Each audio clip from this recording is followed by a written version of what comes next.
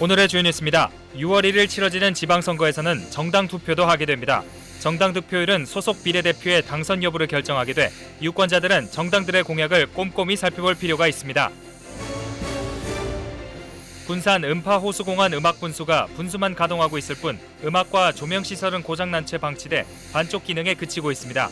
군산시는 새로 만들자니 40억이나 들고 보수 비용도 만만치 않아 이러지도 저러지도 못하고 있습니다. 전라북도 농업기술원이 국내 최초로 블루베리 5개 신품종 개발에 성공했습니다. 이들 품종은 대부분의 농가가 재배하고 있는 듀크에 비해 과실이 크고 당도가 높다는 장점이 있습니다. 또한 품종 로열티도 듀크보다 싸 농가 소득 증대에 도움이 될 전망입니다.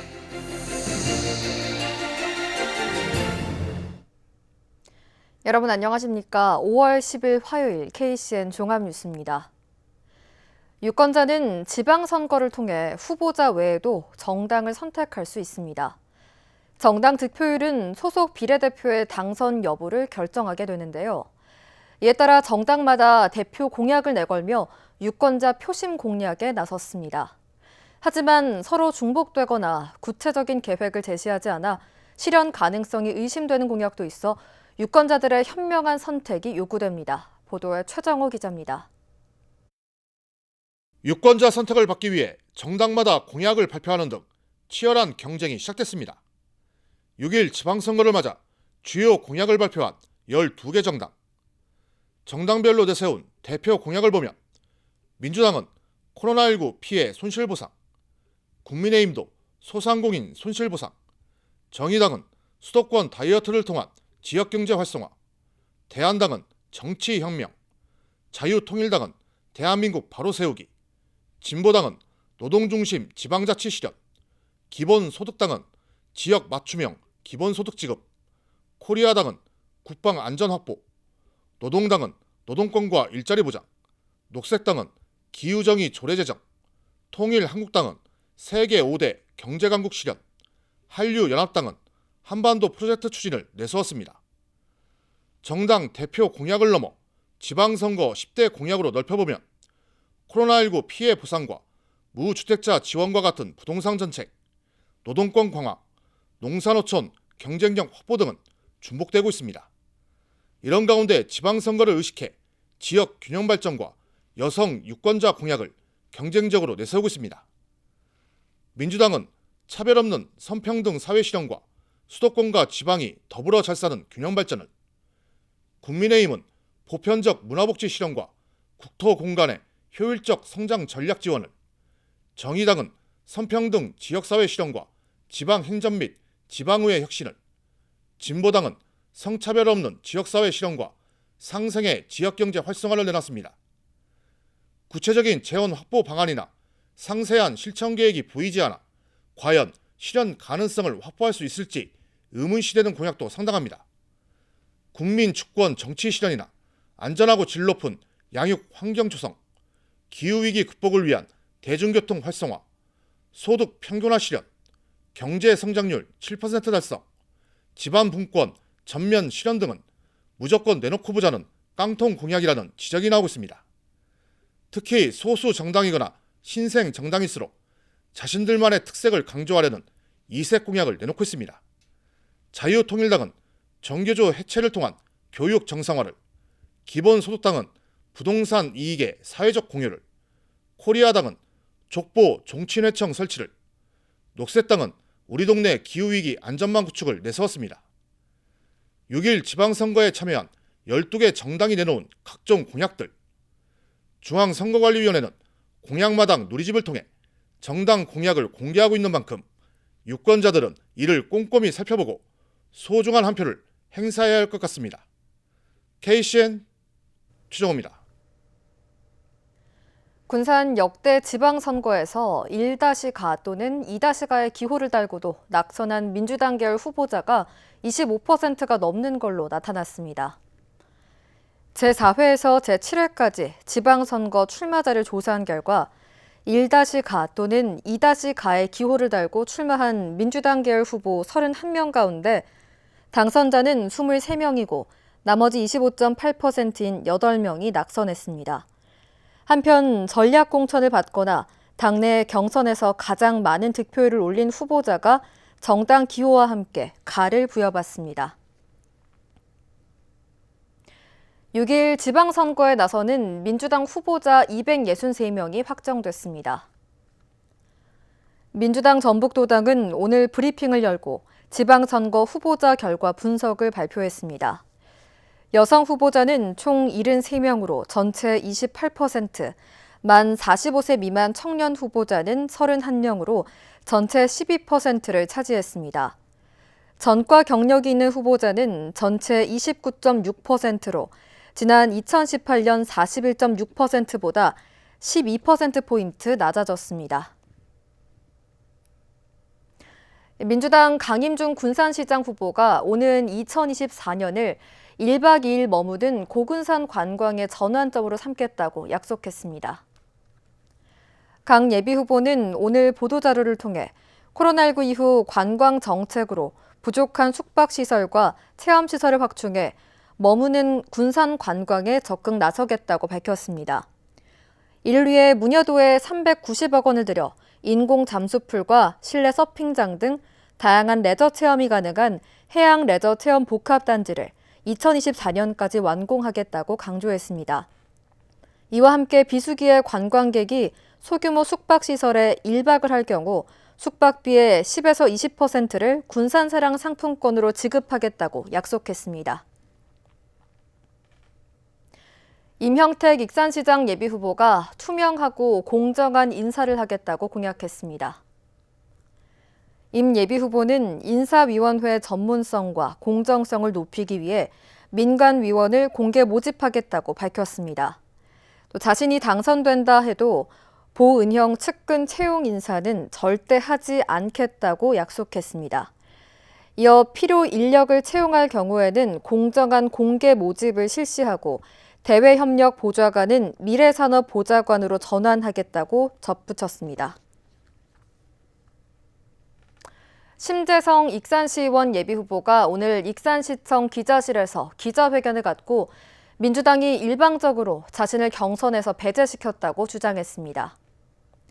심 예비후보는 민주당 전북도당에서 공천관리위원회 면접을 준비하라고 문자 메시지를 보낸 지 하루 만에 돌연 교육시간 미이수라는 알 수 없는 이유로 피선거권 제한 통보를 해왔었다고 밝혔습니다. 특히 자신은 교육연수 이수 확인서까지 민주당 도당에 제출했지만 아무런 소용이 없었다고 호소했습니다. 한편 심 예비후보는 민주당을 탈당해 무소속으로 바선거구에 출마하기로 했습니다. 천호성과 황호진 도교육감 예비후보가 단일화에 합의했습니다. 이들 예비후보는 오늘 도교육청에서 기자회견을 갖고 여론조사를 거쳐 단일화하기로 합의했다고 밝혔습니다. 여론조사는 내일부터 이틀간 진행돼 오는 13일이면 단일화 후보가 발표될 예정입니다.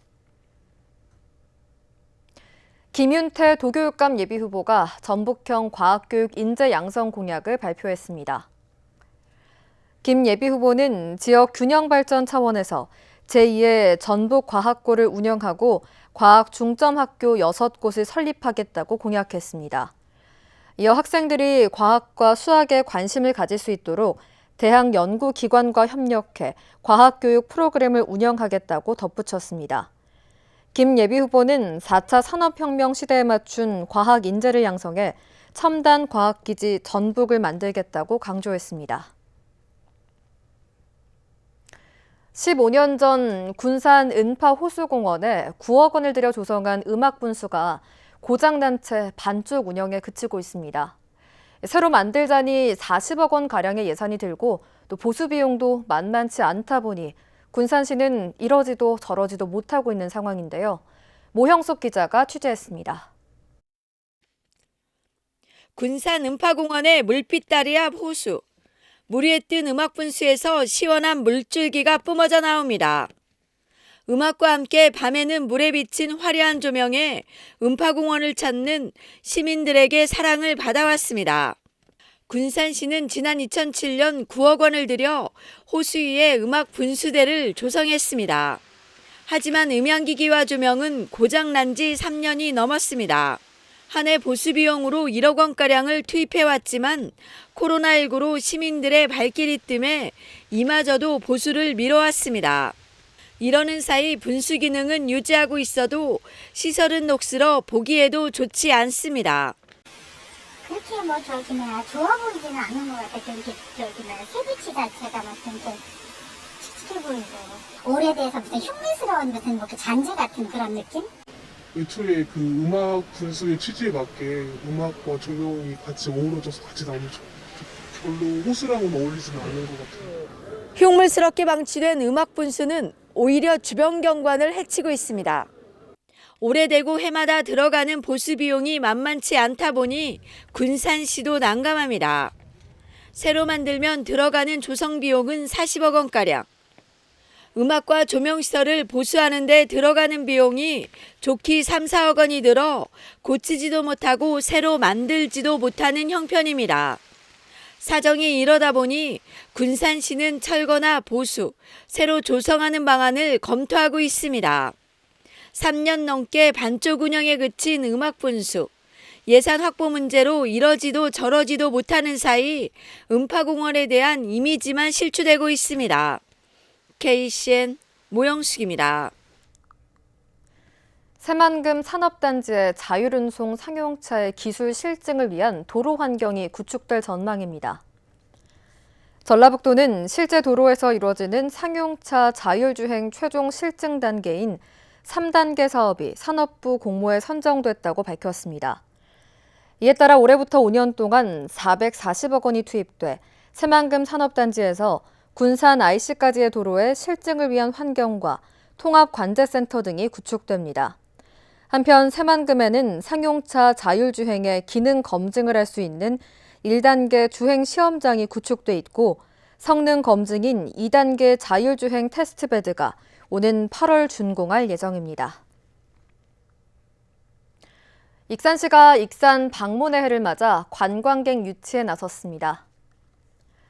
시는 남해와 완주, 울진 등 4개 지자체와 함께 수도권 관광업계 관계자 100여 명을 대상으로 공동 트래블 마트를 열었습니다. 이 자리에서 익산의 비대면 안심 관광지와 체험 여행 등을 소개하고 관광 인센티브 지원과 혜택 등 관광 정책을 설명했습니다. 시는 관광 분야 전문가들과 함께 익산 방문의 해와 연계한 관광 활성화 방안을 논의하고 타 지역과 차별화된 여행 상품 홍보를 통해 관광객 유치에 나설 방침입니다.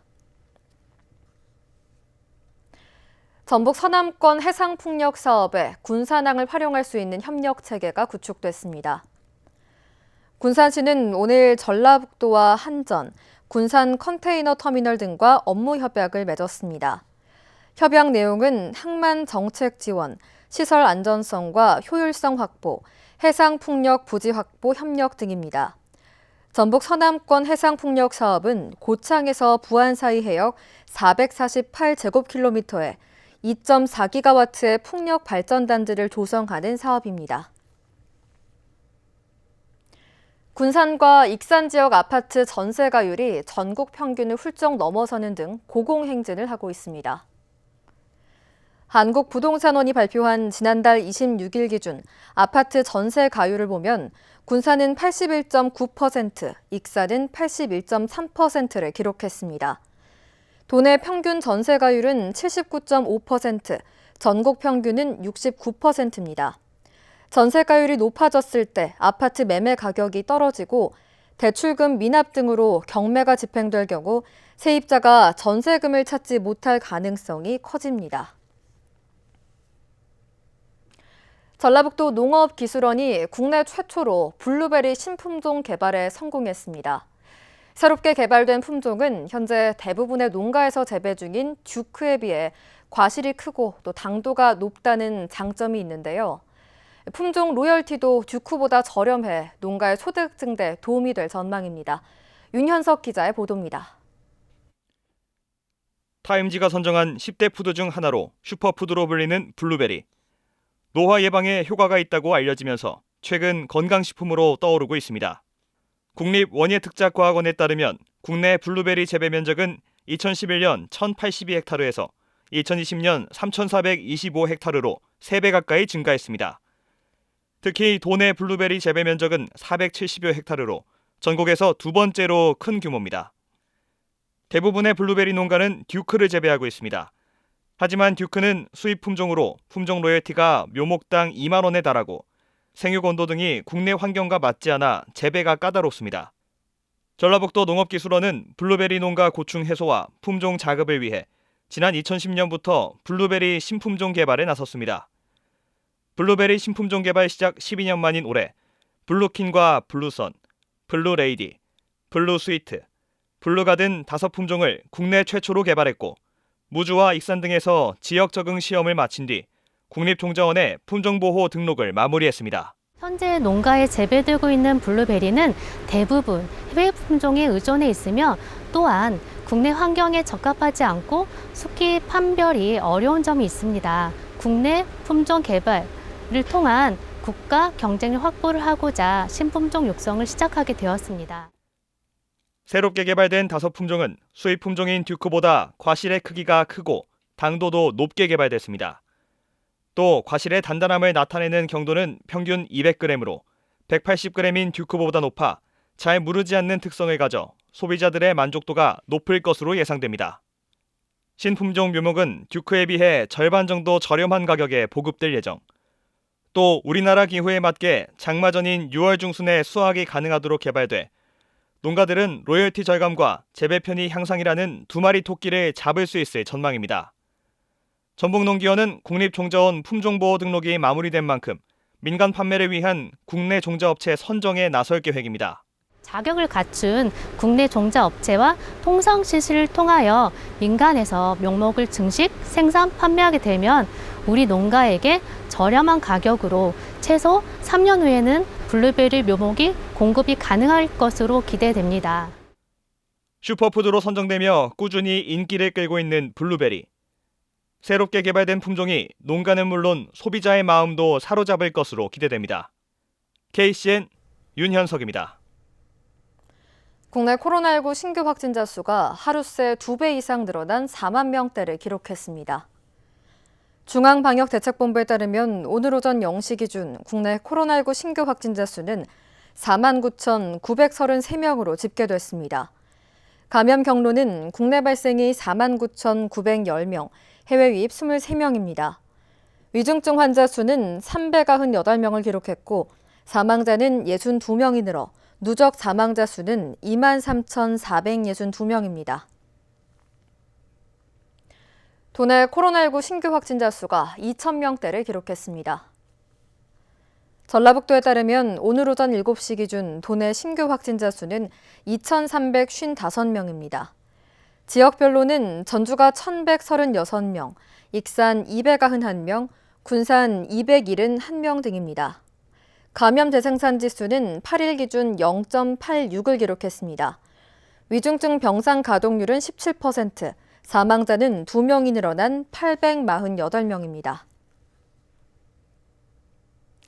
새하베슬 군산 공장에서 발생한 노동자 사망 사고가 지게차 차도와 보행로가 구분돼 있지 않아 발생한 것으로 잠정 조사됐습니다.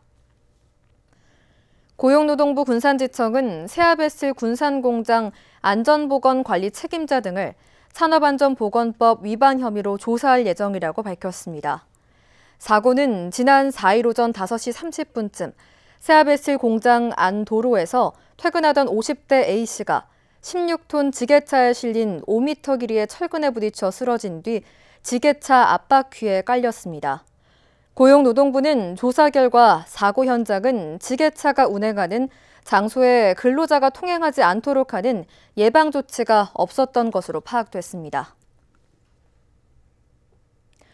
전 동거녀와 남자친구를 흉기로 살해하려 한 40대 남성이 경찰에 붙잡혔습니다. 익산경찰서는 살인미수 등의 혐의로 40대 A씨를 붙잡아 조사하고 있다고 밝혔습니다. A씨는 전날 오후 7시쯤 익산의 한 아파트에서 전 동거녀 B씨와 그의 남자친구 C씨를 살해하려 한 혐의를 받고 있습니다. A씨는 B씨에게 배신감을 느껴서 그랬다고 진술한 걸로 알려졌습니다. 경찰은 피해자가 피해자들이 귀가하기 전부터 아파트에 침입한 것으로 보인다며 정확한 사건 경위를 조사 중이라고 밝혔습니다. 계속해서 전북권 뉴스입니다. 전라북도가 코로나19 선별진료소와 생활치료센터 운영을 축소한다고 밝혔습니다. 전북도에 따르면 원활한 일반 의료체계 전환을 위해 감염병 인프라를 단계적으로 조정한다고 발표했습니다. 이에 따라 선별진료소는 29개소에서 27개소로, 생활치료센터는 2개소에서 1개소로 축소됩니다.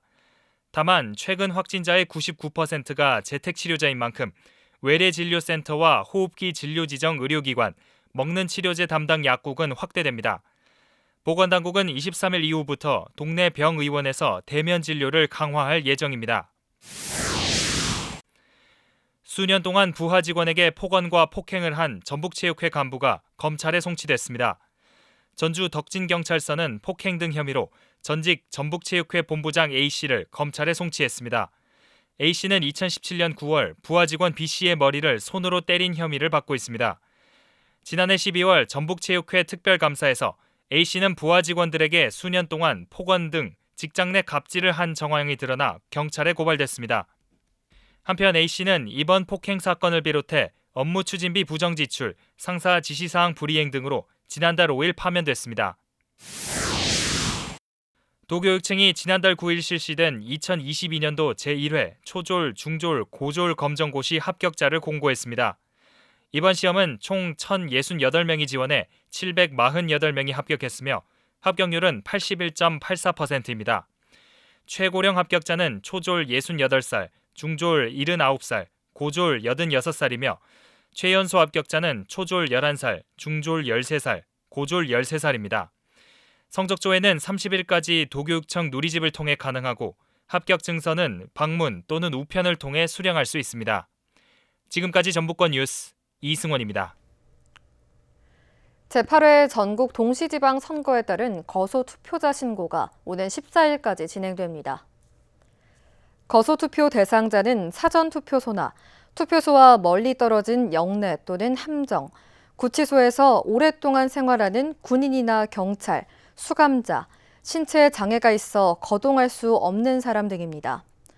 거소투표 신고는 가까운 읍면사무소나 동주민센터에서 신고 서식을 작성해 제출하면 되고 선거인 명부는 20일 확정됩니다. 전입신고와 관계없이 전국 어디서든 투표할 수 있는 사전투표는 오는 27일과 28일에 실시합니다. 군산 시간여행 마을을 중심으로 해설사 동행 투어가 운영됩니다. 군산시는 이달부터 월요일을 제외하고 해설사와 함께하는 동행 투어 프로그램을 운영한다고 밝혔습니다. 장미갤러리와 진포해양 테마공원, 동국사 등 시간여행 마을 주요 거점을 2개 코스로 나눠 돌게 되며 소요 시간은 2시간입니다. 해설사 동행 투어는 코스별로 오전과 오후에 걸쳐 모두 4차례 운영됩니다. 군산시가 소상공인들에게 카드 수수료를 지원합니다. 지원 대상은 연 매출액 3억 원 이하 소상공인이며 최대 50만 원의 카드 수수료를 지원합니다.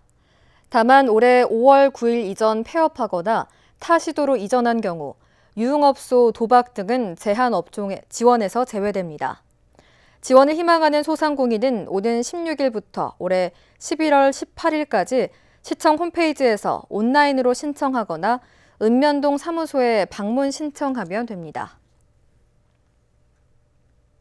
익산시가 가정의 달을 맞아 익산 다이롬 특별 이벤트를 엽니다. 시는 다이롬 설문 참여 이벤트와 다이롬 신규 카드 발급 이벤트를 실시합니다. 설문 참여 이벤트는 오늘부터 31일까지 가맹점에서 2만 원 이상 결제하고 홈페이지나 앱에서 설문조사에 참여하면 3,000명을 선정해 다이롬 포인트 10,000원을 지급합니다. 신규 카드 발급 이벤트는 5월 중으로 카드를 신규 발급하면 추첨을 통해 다이롬 포인트 5,000원을 지급합니다. 이벤트 당첨금은 6월 24일까지 지급될 예정입니다. 이어서 우리 동네 소식입니다.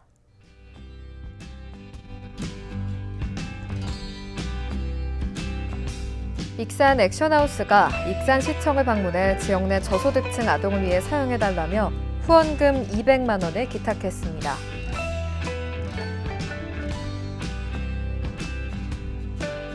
익산 배산공원이 다양한 야간 경관 조명을 설치하며 도심 속 휴식 공간으로 새롭게 단장했습니다.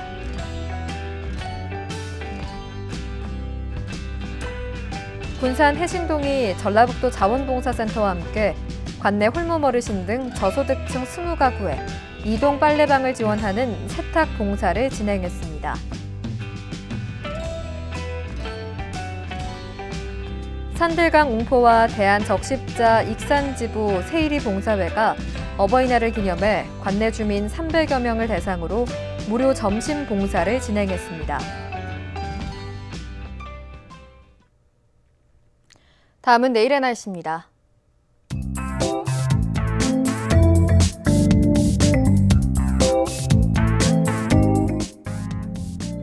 내일 우리 지역은 대체로 흐린 날씨를 보이겠습니다.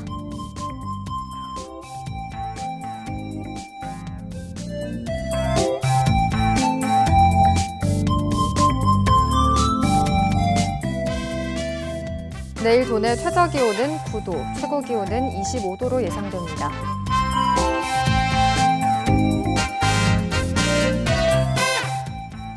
군산의 아침 기온은 13도에서 출발해 낮에는 22도까지 오르겠습니다.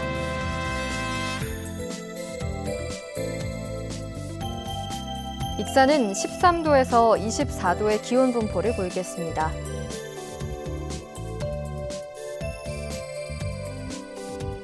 바다의 물결은 서해남부 모든 바다에서 0.5m에서 1m로 잠잠하겠습니다. 날씨였습니다.